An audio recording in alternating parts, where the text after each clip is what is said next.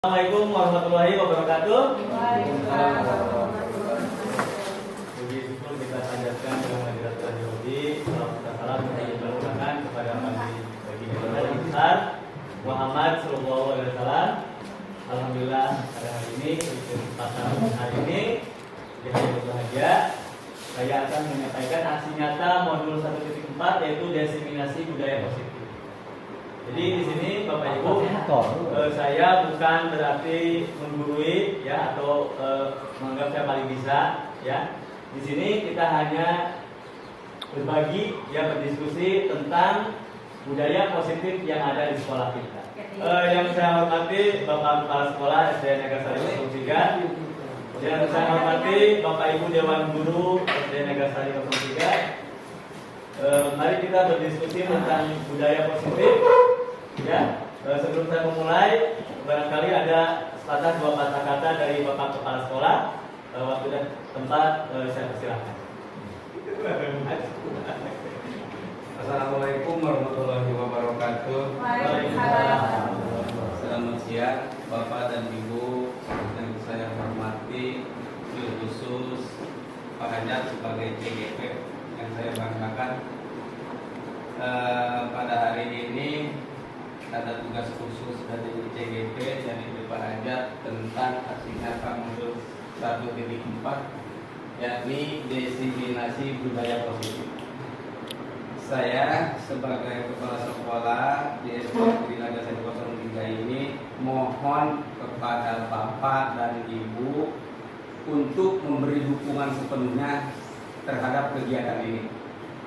Jadi sekali lagi, selamat buat Pak Hajat, silahkan dilanjutkan kegiatan diseminasi budaya positifnya. Kemudian sambil menunggu mungkin yang belum datang ya, karena katanya harus minimal 10 orang pesertanya. Apabila ini kurang dari 10 orang, mungkin masih ada yang masih di perjalanan, nanti sambil berjalan saja. Bapak dan Ibu yang saya hormati, kegiatan ini bukan hanya sekedar untuk CGP saja, tetapi untuk kita semua yang belum punya kesempatan jadi CGP.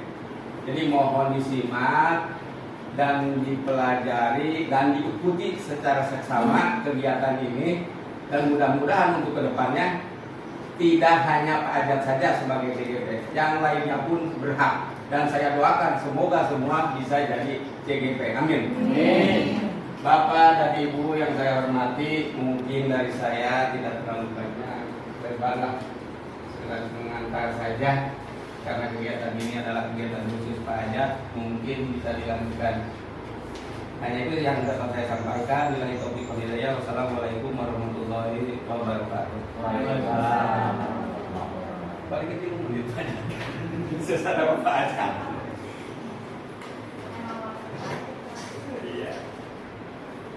Kepada Bapak Kepala Sekolah yang sudah menyampaikan dua kata-kata. Baik, kita langsung masuk ke materi. Yang pertama yaitu tentang konsep utama budaya positif. Nah, di konsep utama budaya positif ini kita ada beberapa poin. Ada pertama disiplin positif dan nilai-nilai kebajikan. Kemudian ada teori motivasi, hukuman dan penghargaan, restitusi. Kemudian ada keyakinan kelas, kebutuhan dasar manusia dan dunia berkualitas. Kemudian ada 5 posisi kontrol, dan terakhir ada segitiga restitusi. Kemudian kita mari ke pertama, yaitu ada bagaimana seseorang bisa berubah dari paradigma stimulus respon kepada pendekatan dari kontrol. Itu menurut Stephen R. Covey ya, Principle Center Leadership tahun 2001 mengatakan bahwa bila kita ingin membuat kemajuan perlahan, sedikit-sedikit, ubahlah sikap atau perilaku Anda. Namun bila kita ingin memperbaiki cara-cara utama kita, maka kita perlu mengubah kerangka ajaran kita. Ubahlah bagaimana Anda melihat dunia, bagaimana Anda berpikir tentang manusia. Ubahlah paradigma Anda, skema pemahaman dan kejelasan aspek-aspek tertentu tentang realitas. Nah, ini perbedaan antara stimulus respon dengan teori kontrol. Pertama, realita itu berpikir bahwa kebutuhan kita sama. Kemudian kalau menurut teori kontrol, kebutuhan kita itu berbeda. Semua orang melihat yang sama. Kalau menurut teori, setiap orang memiliki gambaran yang berbeda. Kita mencoba mengubah orang agar berpandangan sama dengan kita. Kita berusaha memahami pandangan orang lain tentang dunia. Kemudian perilaku buruk dilihat sebagai suatu kesalahan. Semua perilaku memiliki tujuan. Orang lain bisa mengontrol saya, hanya Anda yang bisa mengontrol diri Anda. Kemudian saya bisa mengontrol orang lain, Anda tidak bisa mengontrol orang lain. Pemaksaan ada saat rujukan gagal. Kolaborasi dan konsensus menciptakan pilihan-pilihan baru. Model berpikir menang atau kalah. Dan kalau teori kontrol ini model berpikir menang dan menang. Selanjutnya disiplin positif. Nah, di sini disiplin positif itu kadang kita menerapkan bahwa disiplin adalah sebuah aturan yang membuat seseorang tidak merasa nyaman dengan aturan yang ada pada kantor atau sekolah atau lingkungan apapun ya. Jadi mereka merasa terbebani. Nah, dalam budaya kita makna disiplin dimaknai menjadi sesuatu yang dilakukan seseorang pada orang lain untuk mendapatkan kepatuhan. Dan kita cenderung menghubungkan kata disiplin dengan tidak nyaman. Kemudian sebagai pendidik, tujuan kita adalah menciptakan anak-anak yang memiliki disiplin diri sehingga mereka bisa berperilaku dengan mengacu pada nilai-nilai kebajikan universal dan memiliki motivasi intrinsik, yaitu keinginan dari dalam dan bukan dari luar. Ekstrinsik. Disiplin positif merupakan salah satu cara menerapkan disiplin yang bertujuan untuk menumbuhkan kesadaran serta memberdayakan anak untuk melakukan sesuatu tanpa begokan, ancaman maupun hukuman. Nah, di sini saya punya sebuah kasus ya. Sebagai seorang pendidik, saat Anda perlu hadir di suatu pelatihan, nah, motivasi itu ada 3. Motivasi mana yang mendasari tindakan Anda? Di sini kita punya pelatihan, ada undangan untuk mengikuti pelatihan. Nah, motivasi yang pertama, kita hadir karena tidak ingin ditegur oleh panitia atau pengawas. Kemudian yang kedua, motivasi yang kedua, Anda ingin dilihat dan dipuji oleh lingkungan Anda dan mendapatkan penghargaan. Dan yang ketiga adalah Anda ingin menjadi pembelajar sepanjang hayat, menjadi orang-orang yang berusaha dan bertanggung jawab serta menghargai diri Anda. Nah, kira-kira Bapak Ibu, kita ada di mana motivasi yang ada 3 ini? Yang pertama, takut. Jadi kita menghindari ketakutan kita. Kita takut ditegur, ya, takut ditegur oleh orang lain. Yang kedua, kita ingin dipuji, dilihat oleh orang lain. Dan yang ketiga adalah timbul dari dalam diri sendiri. Kira-kira Bu Haji Nasem, nah, Ibu sudah kira-kira motivasi yang manakah yang ketika kita melakukan pelatihan? Apa yang pertama, kedua, atau ketiga? Saya pilih yang ketiga, karena saya merasa menjadi diri dengan saya dan saya ingin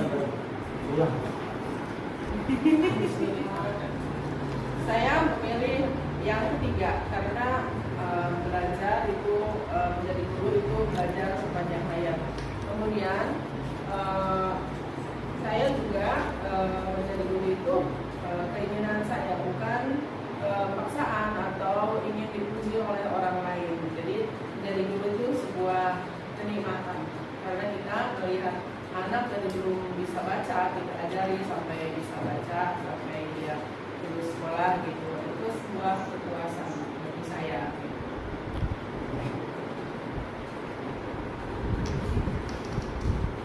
Saya menambahkan Pak Jaya. Ya.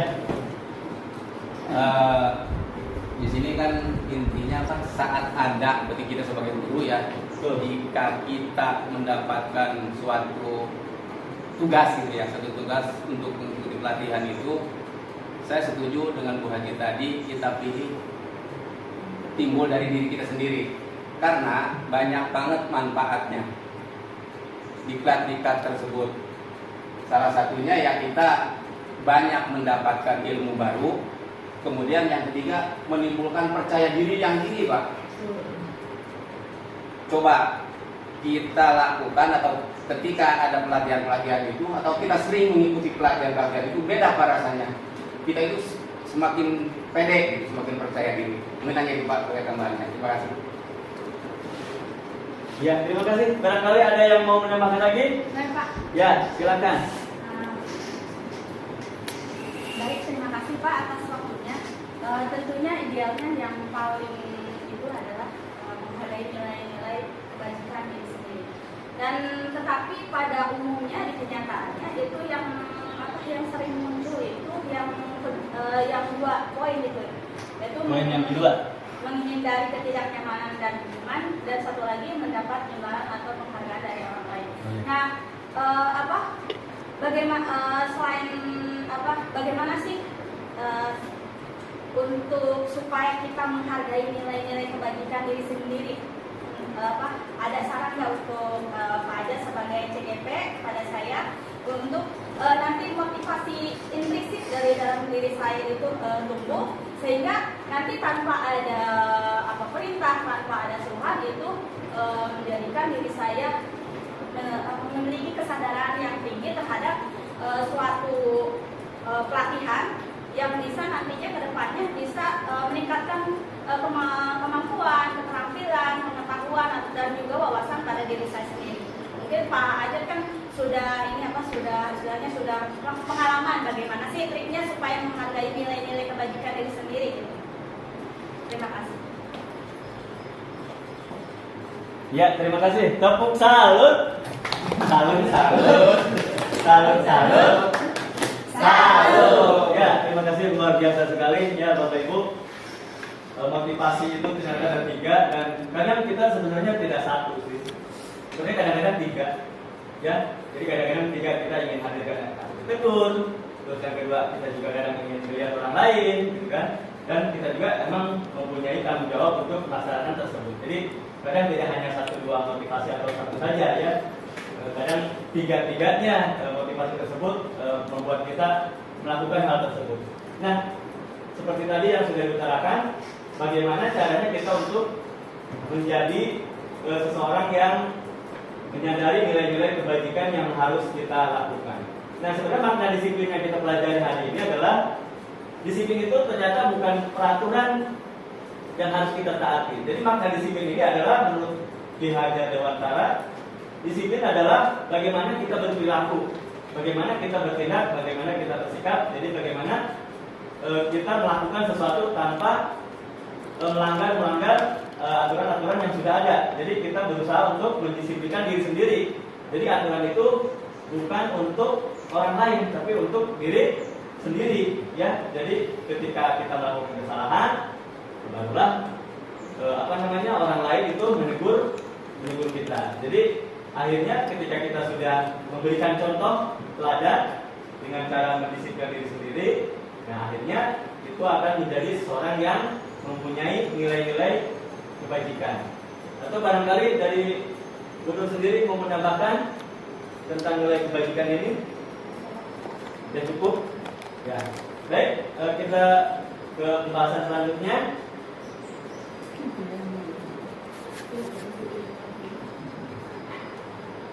Nah, di sini saya ada satu lagi, ya.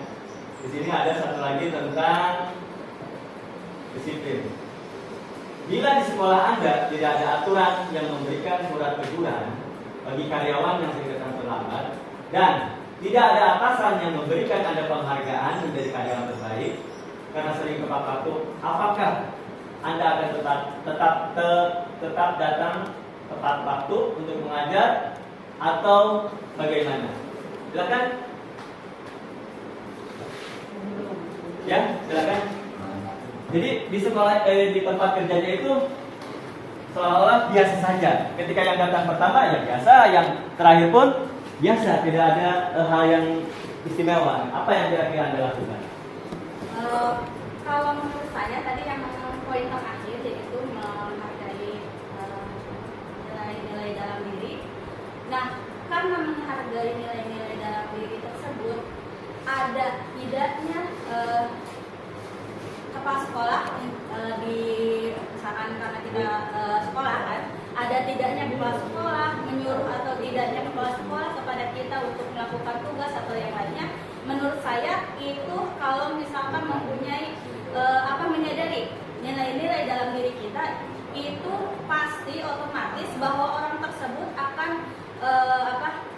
datang tepat waktu, istilahnya menghargai waktu, gitu kan?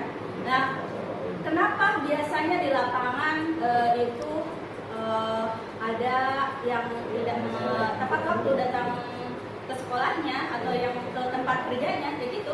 Karena nilai intrinsik untuk menyadari dirinya sendiri itu tidak ada, Kak. Kalau misalkan ada, udah fondasinya sudah ada, sudah kuat, itu disuruh atau tidak disuruh, dia memiliki kesadaran untuk tepat waktu. Karena tepat waktu merupakan suatu ini ya,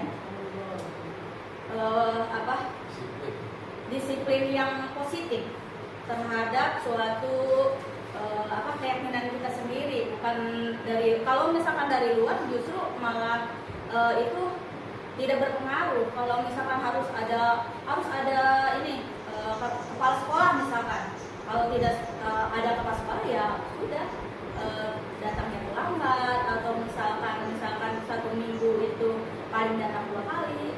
Itu menurut saya poin pentingnya adalah ini pengaruh dari dalam diri kita sendiri, bukan dari luar. Mungkin menurut saya seperti itu. Terima kasih. Ya, terima kasih. Jawabannya luar biasa sekali. Ya, silakan, Bu Haji. Terima kasih. Makanya saya hanya sedikit menambahkan tadi dari dulu sepertinya sudah lebih dari cukup.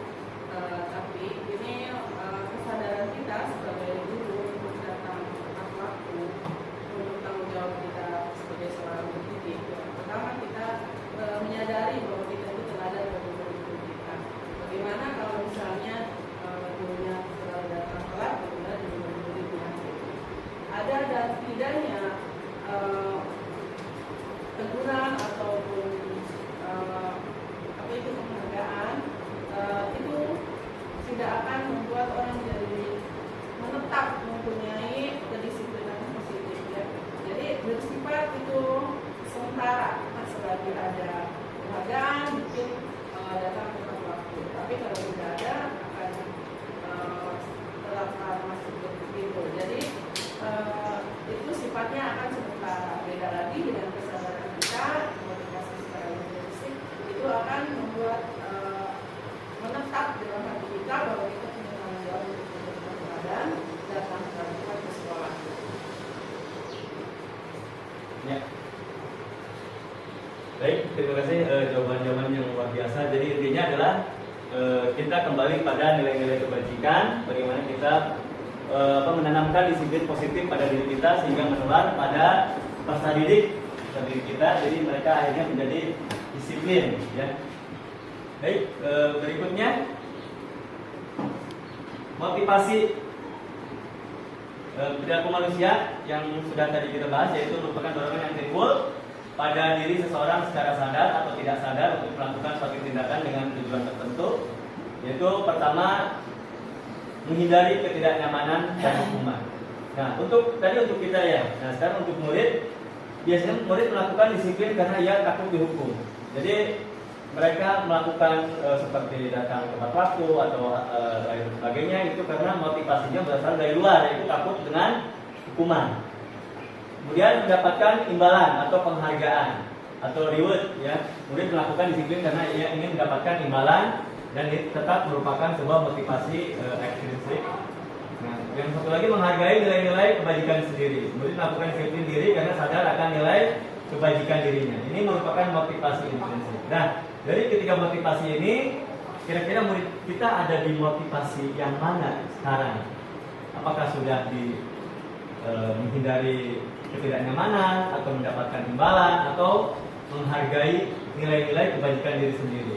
Nah, mungkin nanti bisa kita lihat ya dan kita perhatikan kembali mereka sudah sampai titik mana ya. Apakah sudah dengan kesadaran atau masih takut dengan hukuman disiplinnya ini. Baik, berikutnya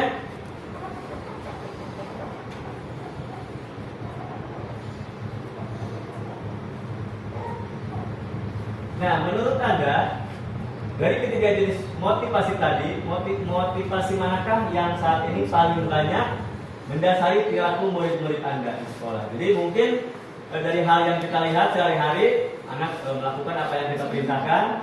Nah, kira-kira motivasi mereka sudah sampai titik mana? Apakah mereka itu menuruti perintah kita karena takut, atau mereka mendapatkan hadiah dari kita, atau itu sudah masuk ke dalam diri mereka, yaitu dengan kesadaran diri?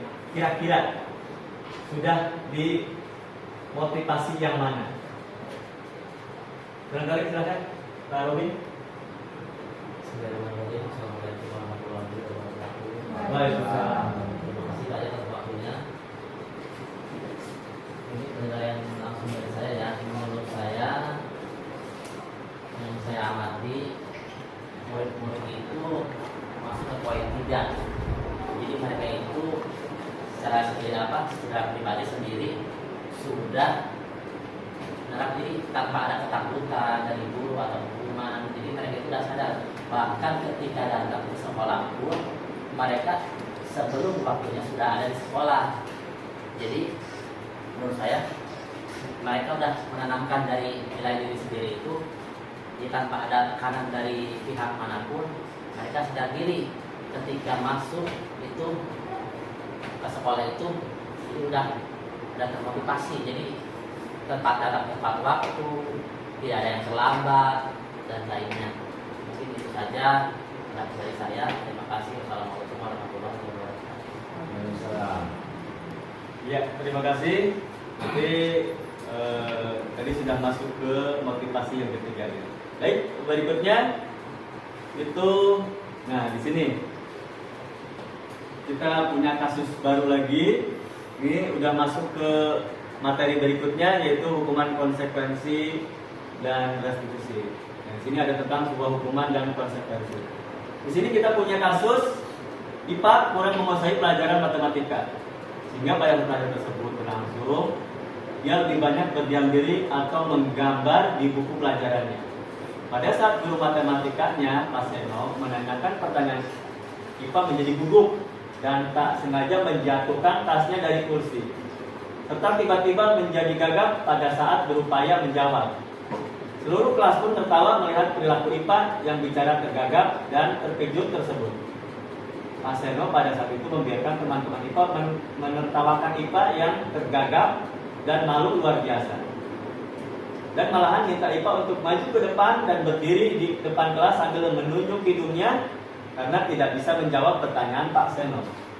Kelas makin gaduh dan anak-anak pun tertawa melihat IPA di depan kelas memegang ujung hidungnya. Nah, kira-kira ini sebuah hukuman atau konsekuensi? Ini sebuah hukuman ya, baik. Atau ada yang konsekuensi? Tidak ada. Ya, hukuman. Coba kita lihat berikutnya.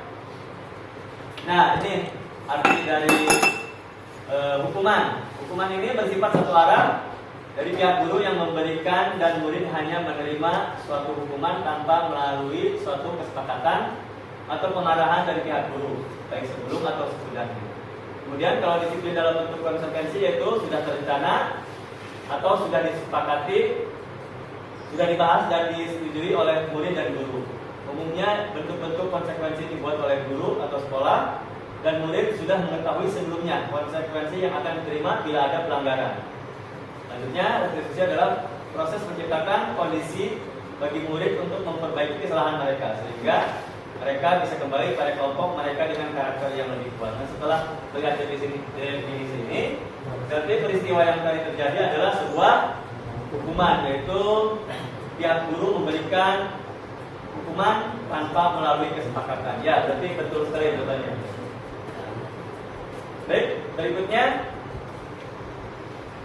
konsep disiplin dengan identitas gagal. Nah, ini yang sering kita lakukan. Biasanya kita suka memberikan hukuman, ya, ketika anak tidak masuk atau anak datang terlambat, ketika mereka tidak mengerjakan PR, kita langsung membuat atau memvonis mereka dengan pertanyaan-pertanyaan yang memojokkan mereka. Dan hukuman ini bisa menyakitkan kemudian tidak nyaman bagi murid, kemudian murid merasa takut, memaksa, akhirnya murid menyembunyikan kesalahan, kemudian akhirnya murid merasa rendah diri. Contoh, ketika mereka kemarin tidak masuk, nah akhirnya mereka ketika ditanya kenapa tidak masuk, baju saya Bu dicuci, biasanya begitu ya baju saya kemarin dicuci, padahal bajunya nggak apa-apa. Mereka akhirnya menyembunyikan kesalahan, menyembunyikan hal yang sebenarnya karena mereka merasa takut dihukum. Kemudian penghargaan yang bisa kita berikan ya berbentuk reward. Ternyata ini juga tidak bagus, tidak boleh ternyata. Karena reward ini pertama ternyata tidak efektif. Kemudian juga merusak hubungan, yaitu sifat iri. Artinya ketika contoh ranking 1, 2, 3, dia dari kelas 1 sampai kelas 6 iya terus, dan itu ternyata menyakiti perasaan. Kalau 30 orang berarti setiap semester mereka menyakiti 27 orang lainnya, seperti itu ya. Jadi untuk rankingan ini sudah tidak boleh karena bisa menyakiti orang lain, karena mereka pasti sudah tahu ya. Biasanya untuk juara ini biasanya begitu terus. Kemudian mematikan kreativitas, menghukum dengan sistem ranking, merampas hak menghargai dirinya. Nah ini penghargaan ini sebenarnya untuk jangka waktu panjang itu tidak boleh, tapi untuk jangka waktu pendek sebenarnya masih dibolehkan atau bisa lah. Contoh ketika ada pramuka gitu kan, acaranya pendek, siapa yang bisa dana dharma kita kasih reward, itu boleh ya. Jadi tidak semuanya tidak boleh, tapi untuk kegiatan-kegiatan tertentu bisa dilakukan. Tapi untuk jangka panjang seperti contoh anak berbagi di kelas yang rapi nanti dapat hadiah. Ketika si guru tersebut tidak memberikan hadiah, maka kembali akan kacau lagi ya. Jadi kalau untuk jangka panjangnya tidak baik, tapi untuk jangka pendek masih bisa dilakukan. Ya, berikutnya konsep disiplin pendekatan restitusi, sebuah cara menanamkan disiplin dan positif pada murid. Nah, pengertian restitusi sendiri adalah menciptakan kondisi murid untuk memperbaiki kesalahan mereka, sehingga mereka bisa kembali pada kelompok mereka dengan karakter yang lebih kuat. Adapun ciri-ciri restitusi adalah bukan menebus kesalahan, namun belajar dari kesalahan. Kemudian memperbaiki hubungan, tawaran bukan paksaan, yaitu menuntun untuk melihat ke dalam diri, mencari kebutuhan dasar yang mendasari tindakan, fokus pada karakter bukan tindakan, menguatkan dan fokus pada solusi. Konsep disiplin dengan identitas sukses.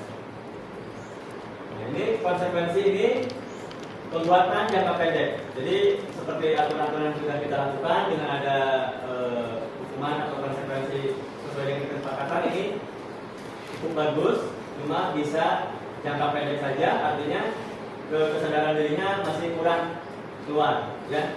Kemudian perlu monitoring berkelanjutan, stimulus respon, murid menghormati peraturan, kehilangan waktu untuk merenungi kesalahan. Kalau restitusi, yaitu murid bertanggung jawab untuk perilakunya, fokus pada pemecahan masalah jangka panjang, murid menghormati dirinya dan orang lain, dari kontrol dirinya memegang kontrol, dan murid lebih bersemangat. Nah ini perbedaan contoh kasus siswa yang sering terlambat datang ke sekolah dengan ada metode hukuman, metode konsekuensi dan restitusi.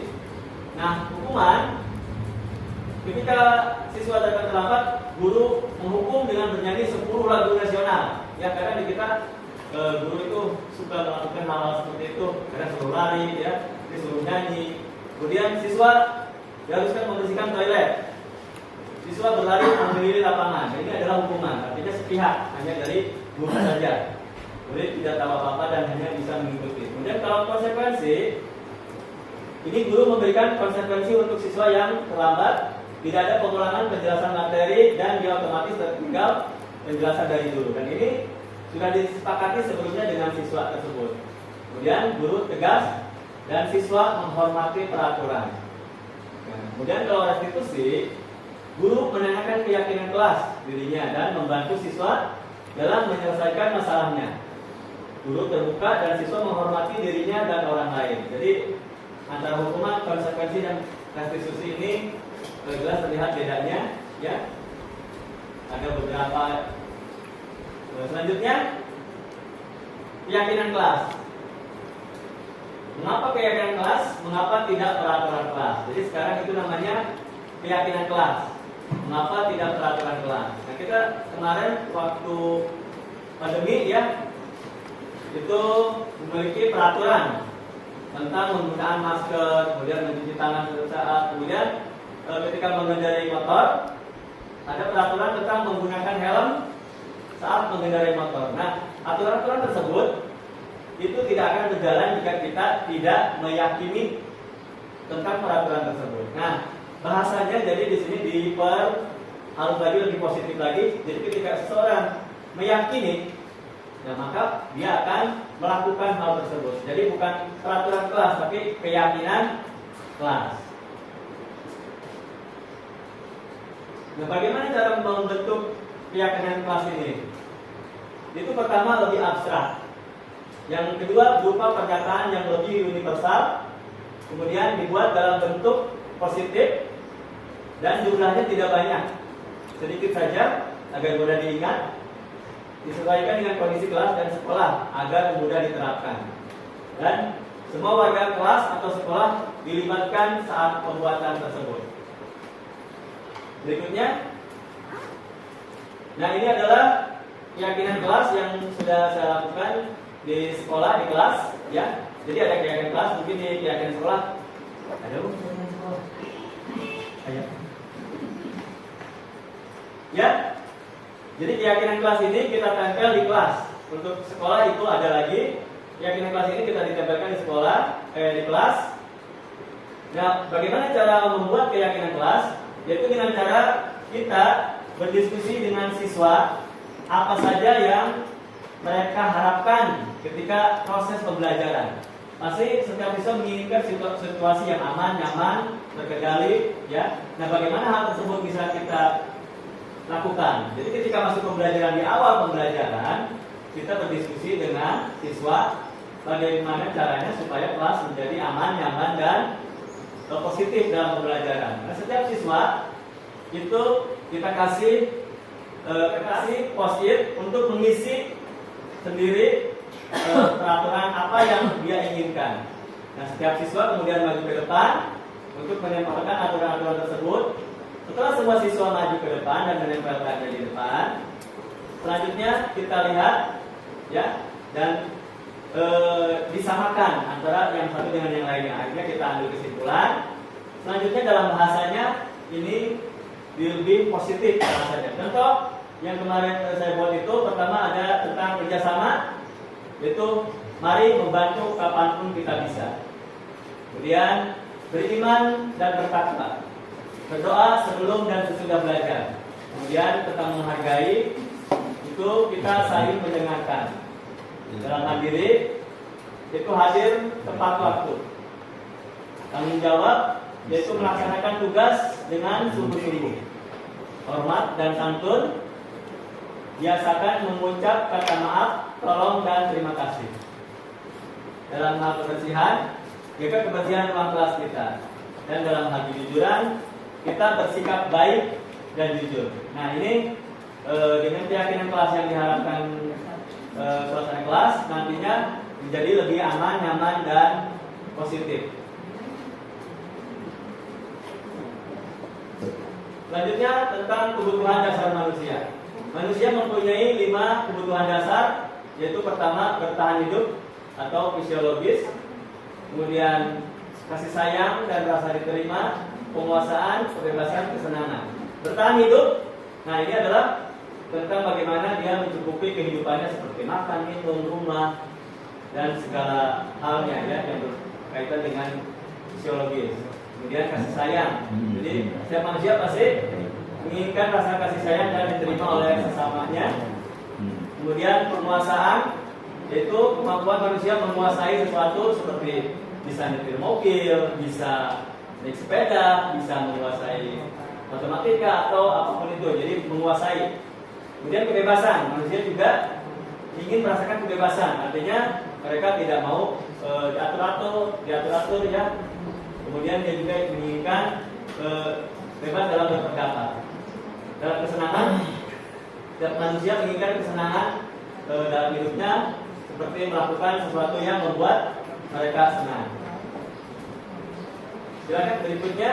Nah, di sini ada kasus Ibu Ambar, guru wali kelas 2A di SD Pelita Hati, sedang bingung menghadapi ulah salah satu murid di kelasnya, yaitu Doni. Beberapa anak di kelas 2A telah datang padanya untuk mengeluhkan Doni yang seringkali meminta bekal makan siang mereka dengan paksa. Jika Anda menghadapi situasi seperti Ibu Ambar, apa yang akan Anda lakukan? Menurut Anda, kira-kira apa alasan Doni melakukan hal itu? Dan kebutuhan dasar manusia mana yang diperlukan Doni? Ya, silakan. Barangkali Pak Willy, Ibu Pepe, Bu Lilis. Kasih sayang. Jika Anda menghadapi situasi seperti Ibu Ambar, yang Anda lakukan, apa yang Anda lakukan? Kemudian kira-kira alasannya apa? Kemudian kebutuhan dasar mana dari yang tadi? Coba lihat kebutuhan dasarnya Pak Robin. Kebutuhan dasar itu tadi ada kembali. Nah, bertahan hidup, kasih sayang, penguasaan, kebebasan, dan kesenangan. Kasih sayang. Ya berarti si anaknya itu harus ditanya dulu, Pak, alasannya itu apa melakukan hal semacam itu gitu. Diinterogasi dulu lah gitu. Mungkin dia lapar. Nah itu. Jadi alasan dasarnya itu apa? Berarti harus ditanya dulu, digali dulu dari anak. Jadi hal yang pertama yang kita lakukan adalah menanyakan anak terlebih dahulu. Jadi kita tahu kebutuhan dasar manusia mana yang diperlukan oleh Doni tadi. Apakah kebutuhan kasih sayang, apakah kebutuhan dasar manusia, kebutuhan apa tadi? Fisiologisnya, ya, karena mungkin dia tidak sarapan, tidak dikasih makan oleh ibunya. Berjaim ke temannya, Ya. berjaim bisa aja. Ya, bisa jadi. Jadi dia merasa senang kalau meminta bekal kepada temannya. Ya, mungkin bisa juga merupakan kesenangan. Temannya susah Banyak kemungkinan. Jadi banyak kemungkinan. Jadi hal yang pertama kita adalah menanyakan langsung kepada Doni ya, daripada siswa tersebut. Dan langkah selanjutnya adalah tergantung dari kebutuhan dasar yang diperlukan oleh Doni tadi. Ya, hebat ya Bapak Ibu. Berikutnya, dunia berkualitas. Dunia berkualitas adalah tempat khusus dalam pikiran Anda, tempat Anda menyimpan gambaran representasi dari semua yang Anda inginkan. Bisa berisi orang-orang, hal-hal dan apa saja yang terbaik dalam hidup Anda dan membuat Anda merasa bahagia dan terpenuhi kebutuhan dasar Anda. Dr. William Glasser menyebutnya seperti semacam album foto, sehingga isinya tidak akan terlalu banyak, hanya akan terdiri dari beberapa hal saja yang sangat signifikan dan benar-benar terbaik dalam hidup Anda yang membuat hidup Anda menjadi lebih bermakna. Kebutuhan dasar bersifat lebih umum dan universal, sedangkan dunia berkualitas lebih unik dan personal. Jadi bedanya itu ya. Kalau tadi bersifat lebih umum, sedangkan dunia berkualitas ini lebih unik dan personal. Artinya keinginan mereka tentang sesuatu. Ya. Berikutnya, 5 posisi kontrol pada manusia. Nah, di sini ada 5 posisi kontrol manusia. Yang pertama adalah sebagai penghukum. Kemudian yang kedua membuat orang merasa bersalah. Yang ketiga sebagai teman. Yang ketiga sebagai pemantau. Dan yang kelima sebagai manajer. Nah, kira-kira yang sudah kita lakukan di sekolah ini, kita termasuk posisi kontrol manusia yang mana? Apakah sebagai seorang penghukum, atau membuat orang merasa bersalah, atau sebagai teman, atau monitor, atau manajer kepada murid-murid kita yang sudah Ibu lakukan? Ada Ibu sudah teman. Ya, sebagai teman. Berarti memposisikan sebagai seorang teman. Ada lagi, Bu Lilis? Teman. Baru sampai teman berarti. Pak Robin? Manajer. Ya, berikutnya.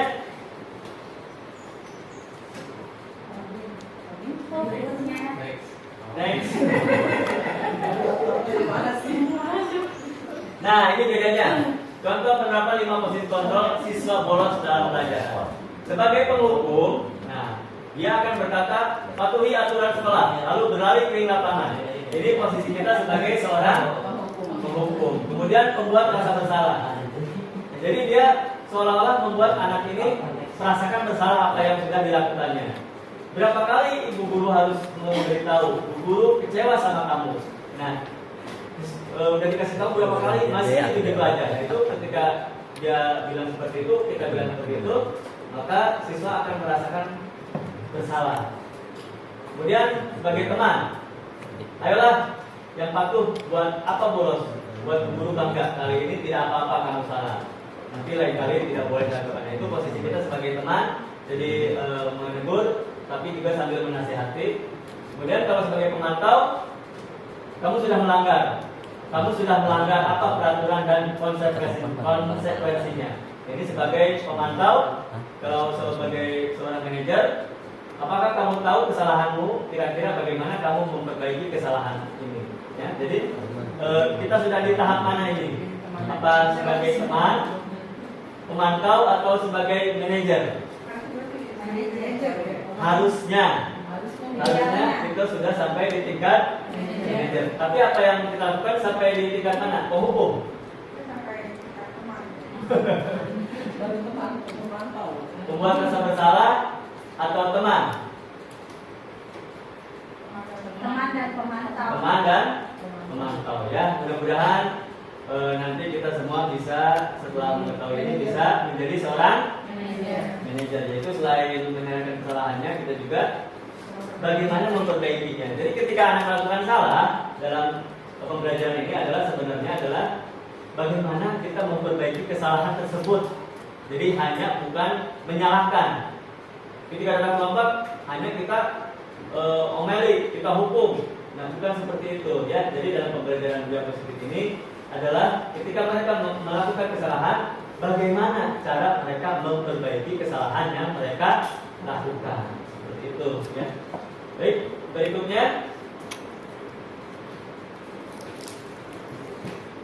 Nah, ini segitiga restitusi. Pertama, ada menstabilkan identitas. Kemudian kita semua akan melakukan hal terbaik yang bisa kita lakukan. Yang kedua, validasi tindakan yang salah, yaitu semua perilaku yang memiliki alasan. Yang ketiga, menanyakan keyakinan. Kita semua memiliki motivasi internal, yaitu dari dalam diri kita. Jadi ketika dalam sebuah permasalahan, nah kita bisa menggunakan metode restitusi ini. Jadi pertama menanyakan kesalahannya, kenapa dia datang terlambat. Kemudian menstabilkan identitasnya dahulu, ya. Jadi menanyakan kenapa datang terlambat, kemudian apa yang dia lakukan. Selanjutnya kita menanyakan alasan-alasannya. Datang terlambat itu kenapa? Setelah tahu alasannya, selanjutnya kita menanyakan keyakinan kelas apa yang sudah mereka langgar atau telah mereka lakukan, ya. Berikutnya. Nah, ini ada contoh video restitusi yang sudah saya lakukan. Baik, kita tonton terlebih dahulu, Bapak Ibu, ya.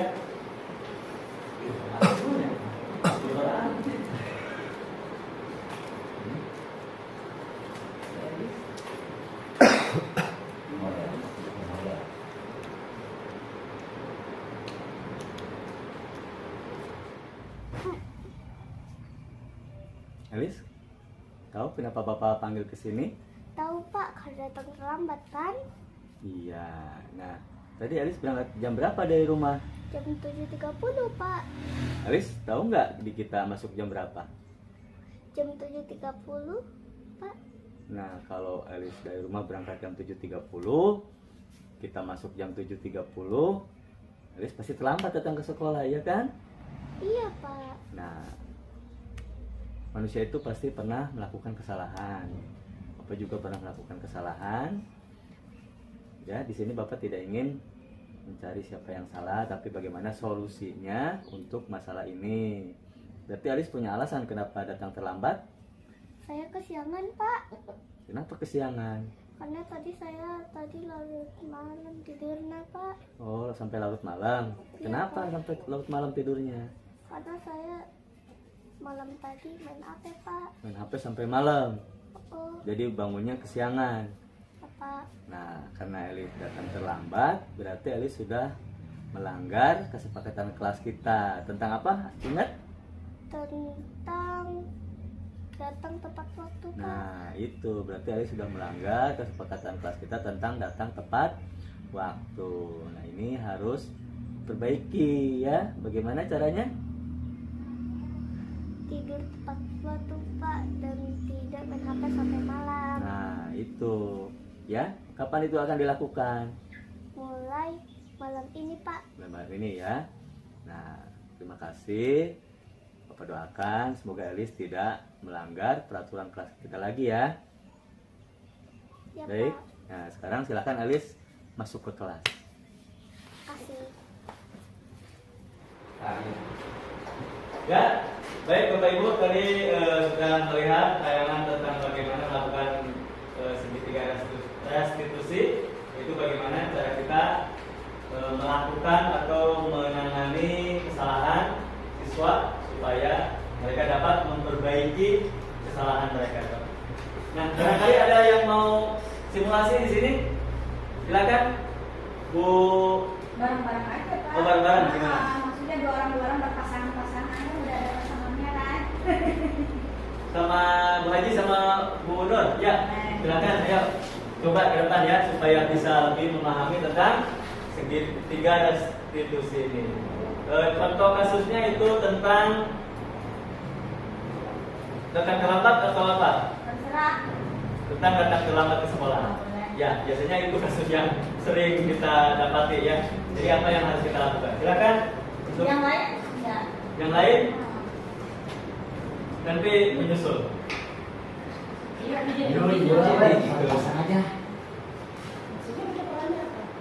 Jadi ada yang jadi murid, ada yang jadi guru. Ya. Jadi murid. Oh, jadi murid. Guru jadi apa? Jadi guru. Di depan, ayo di depan. Sampai jadi guru. Apa yang dibahas ya? Pada sampai bertanya tuh mau ada menit lah, potong. Waalaikumsalam warahmatullahi wabarakatuh. Kok bisa kesiangan sih, Ti? Tadi malam kan dia film di TV jadi tidurnya ke malam. Nah, Ibu tidak akan menyalahkan tadi Siti ya, karena kan semua orang pasti memiliki kesalahan, tidak ada yang sempurna di dunia ini kan, benar tidak? Menstabilkan identitas ya. Benar tidak? Nah, dari tadi apakah Dek Siti ini sudah merasa ada sesuatu yang salah atau tidak, atau sesuatu yang dilanggar? Karena sebelumnya kan kita sudah ini nih, sudah membuat kesepakatan kelas kita loh ya, benar tidak? Nah, dari kesepakatan kelas itu ada yang dilanggar nggak oleh Siti? Ada. Apa itu? Datang terlambat. Di kesepakatan kelasnya apa? Harus baca. Harus Baca. terus Terus harus dibacain. apanya? Hasil bacanya harus ceritain di depan teman-teman. Nah, kesepakatan kelas yang kita udah tulis apa? Nggak boleh datang terlambat. Nggak boleh datang terlambat. Nah, itu udah tahu kan Siti bahwa kita sudah bersepakat dengan teman-teman yang lain bahwa kita itu tidak harus datang tepat waktu atau tidak boleh datang terlambat tadi kata Siti. Nah, Dari kesepakatan kelas itu apa yang diyakini sih?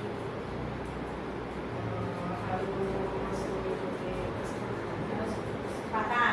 Nah, datang tepat waktu itu atau hadir ke kelas tidak terlambat itu nilai apa?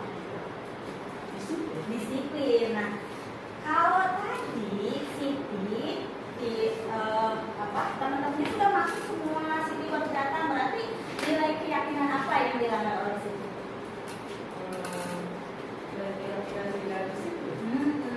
Jadi berarti nilai keyakinan yang dilanggar oleh Siti adalah disiplin. Nah, kira-kira supaya Siti tidak datang terlambat lagi, bagaimana yang akan Siti lakukan? Harus bangun lebih awal, tidurnya juga lebih awal.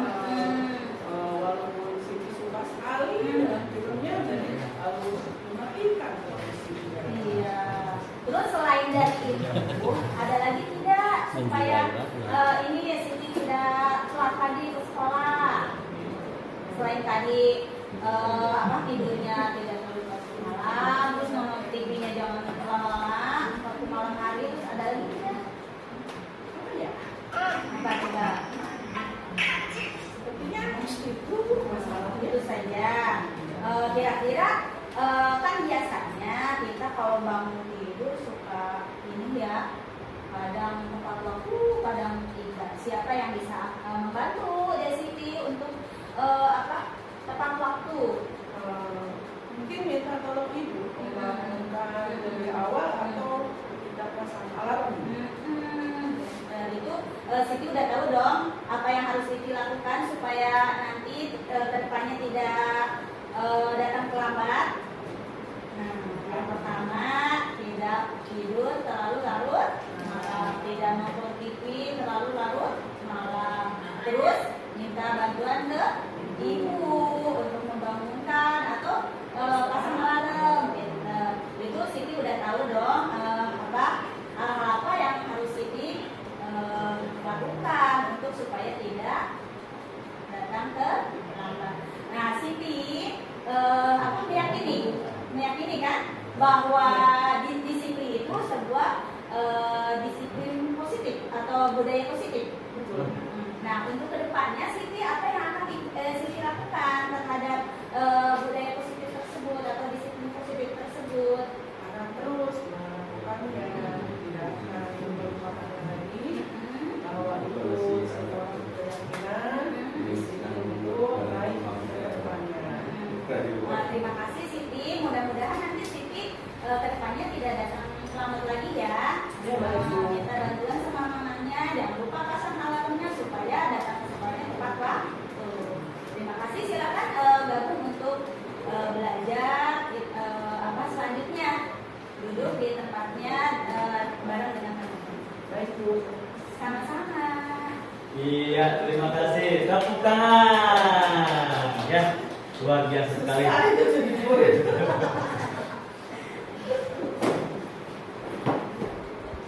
Oke.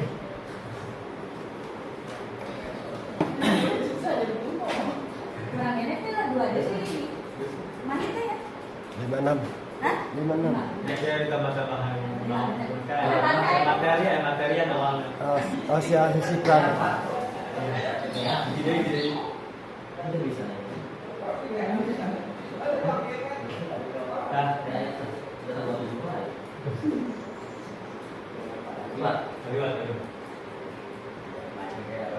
ya, untuk materi tadi tentang restitusi, alhamdulillah Bapak Ibu sudah memahaminya ya, luar biasa sekali. Selanjutnya ini adalah standar nasional pendidikan, yaitu dalam penerapan program disiplin positif, hendaknya guru memiliki standar kepribadian profesional dan sosial yang baik, di mana guru mampu berefleksi pada posisi kontrolnya saat ini.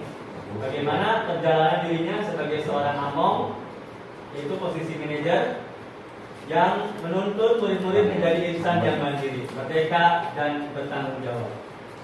Selanjutnya, terima kasih. Ya, terima kasih Bapak Ibu atas waktu dan kesediaannya untuk bersama saya di sini. Saya tidak dapat memberikan apa-apa, ya. Saya merasakan sangat terima kasih yang sebanyak-banyaknya atas kehadirannya di sini. Mudah-mudahan tadi dengan ilmu-ilmu yang sudah kita bahas tadi, kita bisa lebih meningkatkan tentang budaya positif kita di sekolah dan dapat diterapkan di sekolah kita. Mudah-mudahan kedepannya sekolah kita bisa lebih maju lagi dan banyak lagi ilmu-ilmu yang dapat kita terapkan di sekolah kita, membuat sekolah kita lebih baik lagi. Terima kasih atas waktunya. Assalamualaikum warahmatullahi wabarakatuh.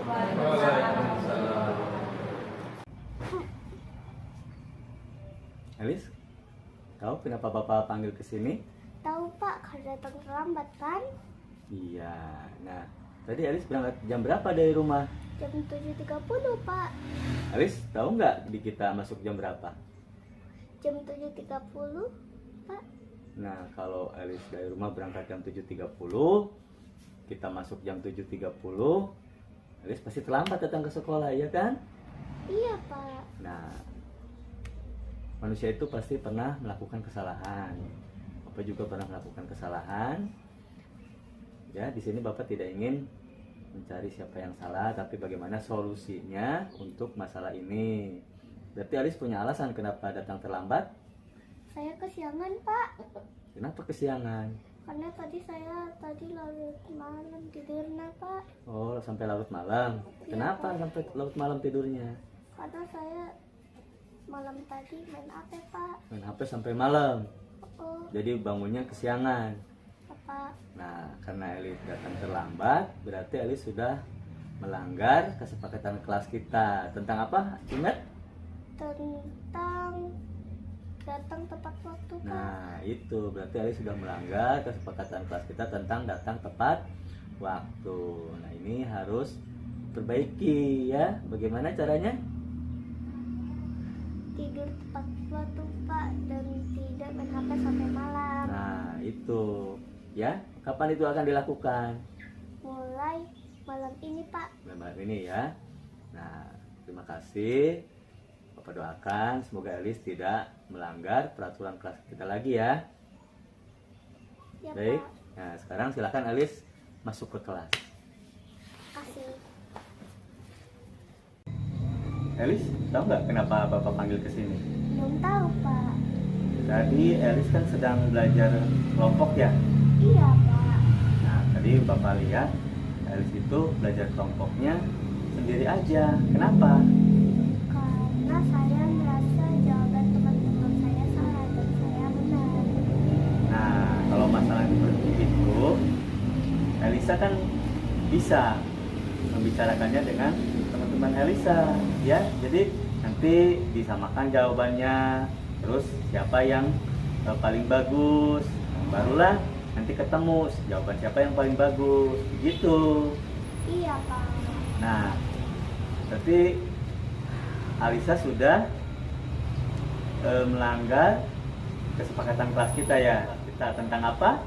Tentang saling menghargai. Nah, berarti Alisa sudah tahu tentang itu, ya.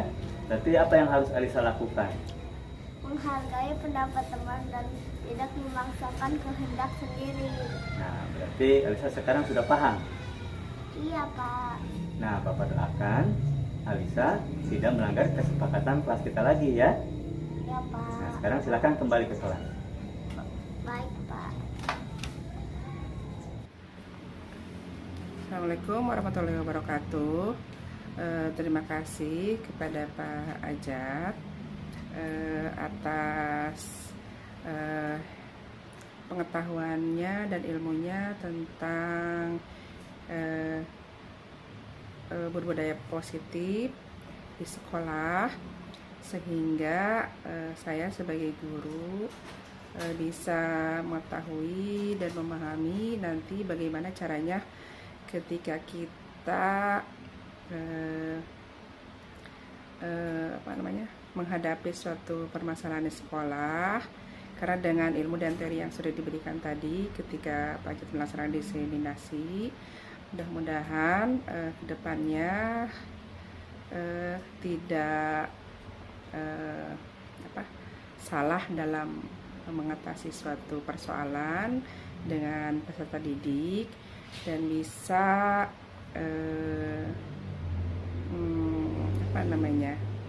mengatasinya dengan sebaik-baiknya dengan segitiga restitusi ya kalau tidak salah, sehingga kita sebagai guru dan juga sebagai peserta didik saling memahami apa yang harus dilakukan dan tidak harus dilakukan.